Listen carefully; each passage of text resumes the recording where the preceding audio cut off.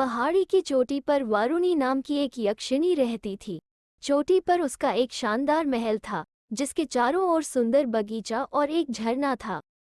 उसके पास सब कुछ था, पर कोई संतान नहीं थी। इस कारण वो अकेली ऊब जाती थी। एक दिन वारुणी बाहर घूमने के लिए जा रही थी। रास्ते में उसे एक लावारिस बच्ची मिली। बच्ची देखने में सुंदर नहीं थी, शायद इसीलिए अब तक उसे किसी ने उठाने की कोशिश नहीं की थी। वारुणी को उस पर दया आ गई। वो बच्ची को उठाकर अपने घर लाई और अपनी बेटी की तरह उसे पालने लगी। उसका नाम उसने उषा रखा। उषा धीरे धीरे बड़ी होने लगी। वो बहुत खुश रहती थी, लेकिन साथ खेलने के लिए कोई साथी न होने के कारण कभी कभी उदास रहती थी। एक बार वारुणी को किसी काम से बाहर जाना पड़ा। जाने से पहले उसने उषा को बुलाकर कहा, बेटी, सबसे ऊपर की मंजिल पर 3 कमरे हैं, तुम उन्हें मत खोलना। उषा घर में अकेली रहने लगी थी, लेकिन उसके मन में बार बार यह जानने की इच्छा होती कि आखिर उन 3 कमरों में ऐसा क्या है कि उसे मैं नहीं खोल सकती। जिज्ञासावश एक दिन उसने एक कमरे का दरवाजा खोल ही दिया। दरवाजा खोलते ही उसने देखा कि एक चमकीला तारा एकदम कमरे से बाहर निकल गया। उषा अब डर गई थी। वारुणी जब घर वापस आई तो वो सारी बात समझ गई। उसने उषा को बहुत डांटा फटकारा। उषा ने अपनी गलती के लिए माफ़ी मांग ली। वारुणी ने दोबारा ऐसी गलती न करने की चेतावनी देते हुए उसे माफ़ कर दिया। 1 वर्ष बाद एक बार फिर वारुणी को बाहर जाना पड़ा। जाने से पहले उसने उषा को चेतावनी देते हुए कहा, इस बार किसी कमरे का दरवाजा मत खोलना। उषा मान गई और कई दिन तक उसने दरवाजे को नहीं खोला, लेकिन एक दिन उससे रहा नहीं गया। उसने सोचा कि दरवाजे को खोलने की बजाय उसमें एक सुराख करके देखा जाए कि अंदर क्या है। जैसे ही उसने दरवाजे में सुराख करके उससे भीतर झांक कर देखा, कमरे के भीतर से चंद्रमा उसी सुराख के रास्ते बाहर निकल गया। अब उषा डर के मारे कांपने लगी। वो जानती थी कि वारुणी इस बार उसे नहीं छोड़ेगी। वारुणी वापस आई। सब कुछ जानने के बाद उसे बहुत गुस्सा आया, लेकिन अपना रुआंसा चेहरा लेकर उषा ने फिर माफ़ी मांग ली और वारुणी ने अंतिम चेतावनी देते हुए उसे माफ़ कर दिया। उसने कहा, अगर तुम इस बार गलती करोगी तो मैं तुम्हें अपने महल से बाहर निकाल दूंगी।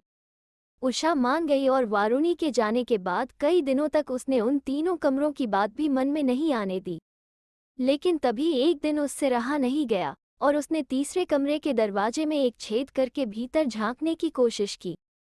जैसे ही उसने कमरे में झांका, उसके भीतर से सूरज तेजी से निकलकर भाग गया। उषा डर से कांपने लगी। वारुणी जब घर वापस आई तो उसे पता चल गया। वो बहुत गुस्से में थी। उसने उषा को बुलाकर कहा, अब मेरे पास कोई और रास्ता नहीं है।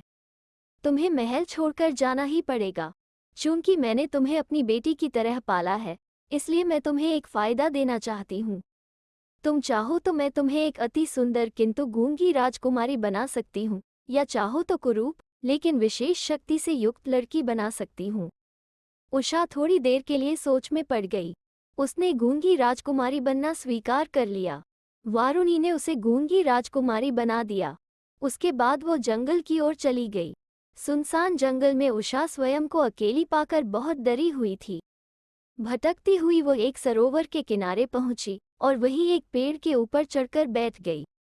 अगले दिन सुबह नगर के राजा के यहाँ पानी भरने वाली नौकरानी सरोवर से पानी भरने के लिए आई। जब वो झुककर सरोवर से पानी भर रही थी तो पानी में उसने उषा की परछाई देखी। वो उसे अपनी परछाई समझ बैठी। उसने सोचा कि मैं तो इतनी सुंदर हूँ कि राजकुमारी बन सकती हूँ, मैं नौकरानी क्यों बनी रहूं। यही सोचकर वो महल में गई और पानी भरने की नौकरी करने से इनकार कर दिया। थोड़ी देर बाद राजा के शाही रसोई में खाना बनाने वाली नौकरानी भी सरोवर से पानी भरने के लिए आई। उसके साथ भी बिल्कुल ऐसा ही हुआ और उसने भी नौकरी छोड़ दी। इस प्रकार राजा को उस दिन न खाना मिला न पानी। अब राजा सोचने लगा कि जरूर सरोवर में कोई राज की बात है। यही सोचकर वो स्वयं सरोवर के किनारे पहुंचा। पानी में उषा की परछाई देखकर वो सब कुछ समझ गया। उसने उषा को नीचे उतरने के लिए कहा। जब उषा नीचे उतरकर आई तो उसकी सुंदरता पर राजा मोहित हो गया। उसने उषा को अपनी रानी बनाने का फैसला कर लिया और उसे लेकर अपने महल में पहुंचा। राजा माता उषा को अपनी बहू नहीं बनाना चाहती थी। उसने राजा से कहा, हम इसके बारे में, इसके माता पिता और घर द्वार के बारे में कुछ भी नहीं जानते। ऐसे में मैं नहीं चाहती कि तुम इसके साथ विवाह करो। लेकिन राजा नहीं माना। उसने उषा को अपनी रानी बना लिया। कुछ समय बाद उषा ने एक बच्चे को जन्म दिया। सारा राजमहल बच्चे के जन्म की खुशी में झूम उठा। लेकिन रात में एक अजीब घटना घटी। जब उषा अपने बच्चे को अपने पास सुलाकर स्वयं भी सो गई, तो वारुणी खिड़की से होकर उसके कमरे में आई और बच्चे को उठा लिया तथा उषा के मुंह में थोड़ा खून लगाकर चली गई। सुबह जब सबकी आंख खुली तो बच्चे को गायब पाकर राजमहल में हलचल मच गई। उषा गूंगी थी, इस कारण वो किसी को कुछ बता भी नहीं सकती थी। उसके मुंह में खून लगा देखकर राजमाता ने राजा से कहा, यह कोई साधारण औरत नहीं है, ये जरूर कोई डायन है, इसीलिए इसने अपने ही बच्चे को खा लिया, इसे सजा दो। लेकिन राजा ने राजमाता की बात नहीं मानी। इसी तरह उषा ने 2 और बच्चों को जन्म दिया।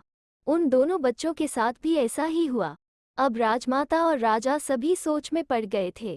राजमाता ने उषा को महल छोड़कर चली जाने का आदेश दे दिया। बेचारी उषा रोती बिलखती जंगल की ओर चली जा रही थी। तभी रास्ते में उसे वारुणी मिल गई। उसके साथ 3 बच्चे थे। उसने कहा, बेटी उषा, मैं तुम्हारी हालत समझ सकती हूँ। किसी भी माँ के लिए अपने बच्चे से अलग रहना बहुत मुश्किल काम है। तुम्हारी गलती से मैंने भी अपने 3 बच्चे खो दिए हैं। तुमने जो कमरे खोले थे और जिसमें से चांद, तारा और सूरज निकलकर भागे थे, वो तीनों मेरे ही बच्चे थे। इसीलिए मैं तुम्हें एहसास कराना चाहती थी कि बच्चों को खोने का दुख कैसा होता है। तुम्हारे तीनों बच्चे मेरे पास हैं। मैंने उन्हें अच्छी तरह से पाला है। ये लो, अपने तीनों बच्चों को संभालो और अब मैं तुम्हें बोलने की शक्ति देती हूँ। जाओ और अपने घर में सुख से रहो। ये कहकर वारुणी चली गई। अब उषा ने राजमहल में जाकर राजा को सारी सच्चाई बता दी। राजमाता ने उषा को गले लगा लिया और सभी सुखपूर्वक रहने लगे। सोनपुर गांव में गोपाल नाम का एक आदमी रहता था। उसके पास 7 गायें थीं। गायें खूब दूध देती थी और उनके दूध का स्वाद भी दूसरी गायों के दूध के स्वाद से बहुत अच्छा था। पूरे राज्य में गोपाल की गायों का दूध प्रसिद्ध था। दूर दूर से लोग उसके यहाँ दूध लेने के लिए आते थे। अपनी 7 गायों का दूध बेचकर गोपाल अमीर बन गया था। उसके पास एक बड़ा सा शानदार घर था, बगीचा भी था। वो गायों की खूब सेवा करता था। एक दिन की बात है, जब गोपाल सुबह गायों को दुहने के लिए गया तो पहली गाय से उसे एक बूंद दूध भी नहीं मिला। उसका थन सूखा था। उसने सोचा, शायद गाय बीमार हो। वो दूसरी गाय के पास गया, लेकिन उससे भी दूध नहीं मिला। इसी तरह 7 गायों को दुहने की उसने कोशिश की, लेकिन उसे एक बूंद दूध भी नहीं मिला। गोपाल हैरान था। उसने सोचा कि गायों को जो घास खिलाई जा रही है, उसमें कुछ कमी होगी। उसने अपने नौकरों से कहा कि वे गायों को और अच्छी घास खिलाएं। नौकरों ने वैसा ही किया। अगले दिन जब गोपाल अपनी गायों का दूध दुहने के लिए गया तो फिर वैसा ही हुआ। उसे किसी गाय से एक बूंद भी दूध नहीं मिला। इस बार वो गायों की स्वयं देखभाल करने लगा। बगीचे में ले जाकर उसने गायों को हरी हरी घास खिलाई, लेकिन अगले दिन भी उसे गायों से दूध नहीं मिला। अब गोपाल को चिंता होने लगी। उसका सारा काम गायों के दूध से ही चलता था। वो सोच विचार में ही पड़ा था कि अचानक उसे लगा कि रात में चोरी से कोई गाय का दूध दुहकर ले जाता है। उसने नौकरों को सावधान करते हुए कहा कि वे बाहर के दरवाजे से किसी को अंदर न आने दें। नौकरों ने वैसा ही किया, लेकिन इस बार भी सफलता नहीं मिली। अब गोपाल ने स्वयं गायों की निगरानी शुरू कर दी। पूरी रात वह जागता रहा, लेकिन जब सुबह होने वाली थी तो उसे लगा कि शीतल मंद सुगंधित हवा चल रही है। हवा की खुशबू से उसे नींद आ गई और वो सो गया। सुबह आकर उसने देखा तो दूध फिर गायब।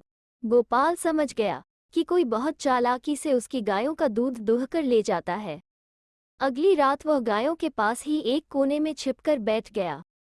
रोज की तरह उस रात भी जब सुबह होने को हुई तो सुगंधित हवा चलने लगी, लेकिन गोपाल ने अपनी नाक बंद कर ली।